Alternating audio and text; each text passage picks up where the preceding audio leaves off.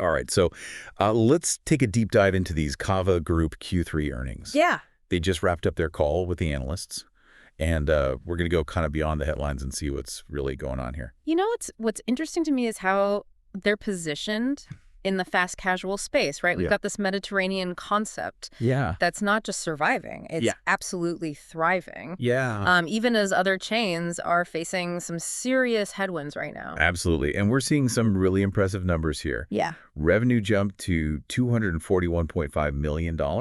That's up 39% Wow. compared to last year.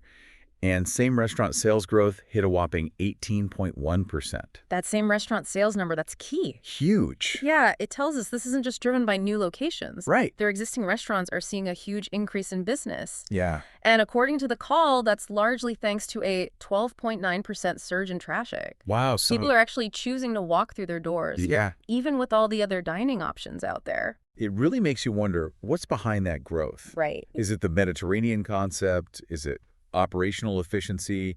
Or maybe a combination of factors? CEO Brett Schulman, he talked about their focus on what he called Mediterranean hospitality. Okay. He also pointed to the nationwide launch of their revamped loyalty program as a key driver. Right. Remember, this program had a major revamp, Yeah. and they're starting to see the impact. Yeah, for sure. And let's not forget those garlic ranch pita chips Oh, yeah. that have been making waves on social media. Yeah, they've been everywhere. Could something that simple really move the needle? Right. I guess we'll have to see. Yeah. But first, let's talk dollars and cents. Okay, let's get into it. Adjusted EBITDA is up 69.2% to $33.5 million. Huge. And net income, they're reporting $18 million. Wow. A 163% jump compared to Q3 of last year. That's massive. It's massive. But the question is it sustainable? Right. Is this something they can keep up? And that's what analysts were trying to figure out during the Q&A portion of the call. Makes sense. Brian Harbour from Morgan Stanley, for example, Yeah. zeroed in on their new labor scheduling model. Interesting. He was curious about how it's impacting both efficiency and sales, especially in their lower volume restaurants. Yeah, that's a smart question because those lower volume restaurants can be tricky Absolutely. and manage effectively. For sure. And Tricia Tullivar, the CFO, had a really interesting response. Okay, what did she say? She mentioned that in some of those lower volume locations, adding a bit more labor during peak times actually led to a modest increase in restaurant sales Interesting. and better customer experience scores. It seems counterintuitive, right? Oh, More labor, more costs. yeah. But it sounds like it's about creating a smoother experience for the customer. It's about investing in that customer experience, even if it means a slightly higher labor cost in the short term. Right. But will that always translate to higher sales? Good question. Chris O'Cull from Stifel brought up the challenge of maintaining that incredible same-store sales growth in 2025, Yeah. especially as they start to lap some of the wins from this year. Right. They're going to be going up against some tough comparisons. Absolutely. And he specifically asked about overcoming what he called the lapping effect. Yeah, I mean, it's one thing to introduce a hit new menu item like they did with the steak, but how do you keep exceeding those numbers year after year? Right. It's a valid concern. For sure. Schulman pointed to a few things: continued momentum from their loyalty program, Okay. the full-year impact of that steak launch, and believe it or not, those garlic ranch pita chips. Really? Apparently, they've been a surprisingly big hit, Huh. and Schulman sees them as a potential flavor platform. Interesting. So they're not just a one-hit wonder. It seems like it. They're thinking long-term. Yeah, so they're banking on a combination of operational improvements, Okay. menu innovation, and loyalty program engagement to keep that growth engine running. Ambitious, to say the least. Very ambitious. Now let's talk margins. Okay. Margins are always a key focus. Always. David Tarantino from Baird really pressed them on their decision to prioritize investment over maximizing margins right now. He essentially asked, why not squeeze every penny of profit you can out of the business today? Yeah, it's the classic growth versus profitability debate. Right.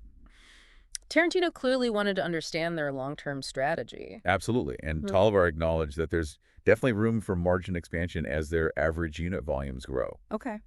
However, she emphasized that they're taking a long-term view.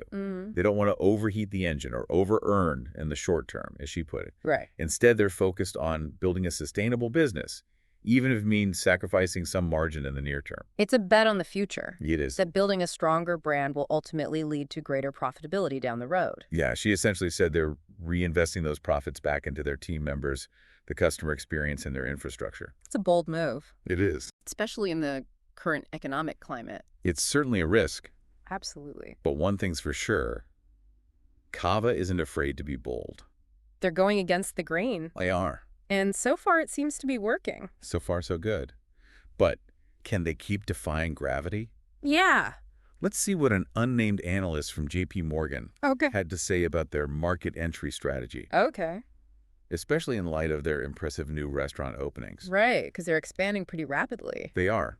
And this analyst was particularly interested in their approach to entering South Florida, Interesting. a brand new market for them. Okay. A lot of potential there. A lot of potential. Yeah. Talivar highlighted two key factors in their success. Okay. I'm all ears. First, their new restaurants have consistently been exceeding expectations. Wow, so they're hitting the ground running. Yeah, which gives them the confidence to move into what they call greenfield markets, places where they don't have an existing presence. Makes sense. And second, they've been incredibly effective at generating buzz and driving traffic through community events and social media, Smart. all without breaking the bank on traditional marketing. It's a very cost-effective approach. Very cost-effective. Yeah. So it sounds like they're all about building excitement organically within the community rather than relying on expensive generic advertising campaigns. It's a smart approach, especially for a brand like Cava, which emphasizes creating a sense of belonging and community. It really is. And remember when Talivar mentioned they actually had to pull back on some planned marketing in Chicago because the new restaurants were performing so well. Yeah, I remember that. That speaks volumes about their organic growth strategy. It really does. But let's get back to that loyalty program for a second. Okay. Matt Curtis from William Blair wanted to know more about its quantifiable impact. Yeah, can they actually tie specific sales increases or changes in visit frequency to the program? Exactly. And Talivar revealed that loyalty sales as a percentage of total revenue increased by a substantial 200 basis points in the quarter. Okay, that's a significant jump. It is suggesting the program is resonating with customers. However, she also said it's still too early to draw definitive conclusions about its long-term impact on visit frequency. Right. They're closely monitoring the data and will provide more insights as they become available. Makes sense. So it's a wait-and-see situation for now. It's still early days for the revamped program. It is. It'll be interesting to see how those numbers evolve over the next few quarters. Absolutely. Now let's hear directly from Cava's leadership. Okay, let's go straight to the source. Sprinkled throughout the call were some pretty interesting quotes that give us a glimpse into their thinking. Yeah. For example, when asked about brand awareness growth, Schulman said, and I quote, "It's been pretty consistent across all age groups, all income strata." That's impressive. It's pretty remarkable, wouldn't you say? It suggests that Cava's appeal is broad. Yeah. They're not just catering to a niche market, they're attracting a diverse range of customers. Yeah. And that's crucial for their long-term growth prospects. Absolutely. It demonstrates the potential for continued expansion across various demographics and geographies. For sure. And speaking of momentum, Talivar had this to say about their new restaurants.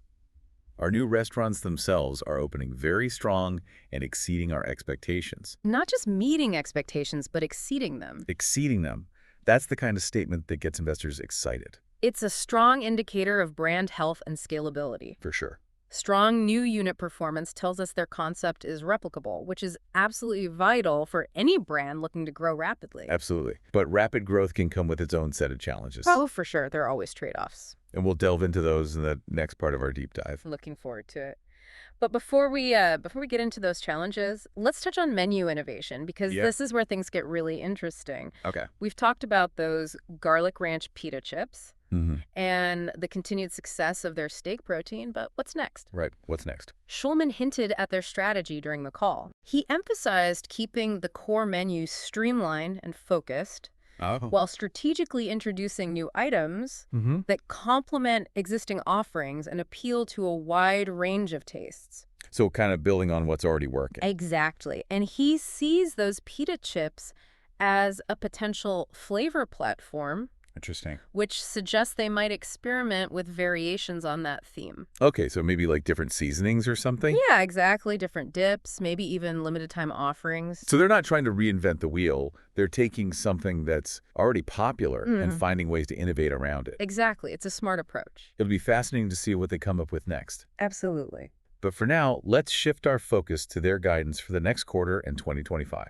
Okay, let's talk about the future. For the full year 2024, they're still projecting 56 to 58 net new Cava restaurant openings. Wow, that's ambitious. That's a lot of new restaurants. It is. Can they really handle that kind of growth? Right. Without sacrificing quality or customer experience? Yeah. It's a valid question because rapid expansion can sometimes lead to growing pains. Yeah, for sure. But they seem confident in their ability to execute. Okay. They've also bumped up their same restaurant sales growth expectation to 12 to 13%, Okay. reflecting the strength they've seen so far this year. So they're raising the bar even higher.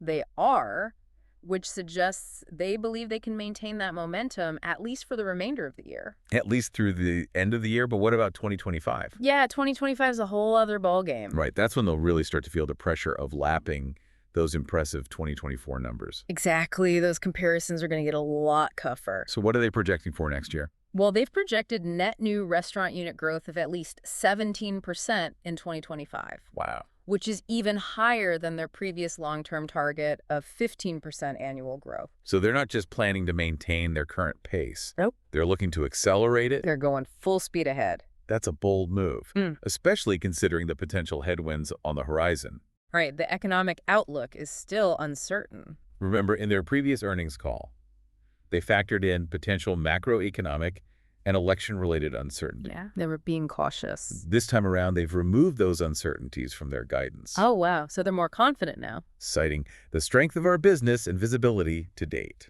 It's a sign of confidence, no doubt, but it's also a bit of a gamble. What if those headwinds turn out to be stronger than they anticipate? Right. What if consumer spending takes a hit? These are all valid questions that we'll have to keep in mind as we track their progress. And let's not forget the broader restaurant industry context. Right. We need to see how they're performing relative to their peers. While Cava is thriving, many of their peers are struggling. Yeah, it's a tough environment out there. We're seeing traffic declines, labor shortages, and rising costs across the board. Not exactly a recipe for success. But Cava seems to be bucking the trend. They are. They're a bit of an outlier at the moment. Their traffic is up there. Their labor model is being touted as a potential competitive advantage. And they're demonstrating a willingness to invest in their team members even when others are cutting back. So what's the secret sauce? Right. Is it just good food and good timing, or is there something more fundamental at play here? I think it's a combination of factors. Okay, break it down for me. They've tapped into a consumer desire for fresh, flavorful food that's also perceived as healthy. Okay, so they're hitting on some key trends. And they've created a brand that feels authentic and welcoming. That's important in today's market. But perhaps, most importantly, they're executing their strategy effectively. So they've got a good plan and they're making it happen. They're not just talking the talk, they're walking the walk. And they're walking the walk at a remarkably fast pace. But as we've discussed, that pace comes with risks. There's always a trade-off. Can they maintain this level of growth without compromising quality or customer experience? Right. Can they continue to innovate and keep their menu fresh and exciting? And perhaps most importantly, can they navigate a potentially volatile economic environment? These are the big questions. These are the million-dollar questions. And as we move into Q4 and beyond, it'll be fascinating to see how Cava addresses these challenges. And what new opportunities they seize. Absolutely. Speaking of Q4, let's wrap up this part of our deep dive by looking at their guidance for the next quarter. Okay, let's peek into the crystal ball.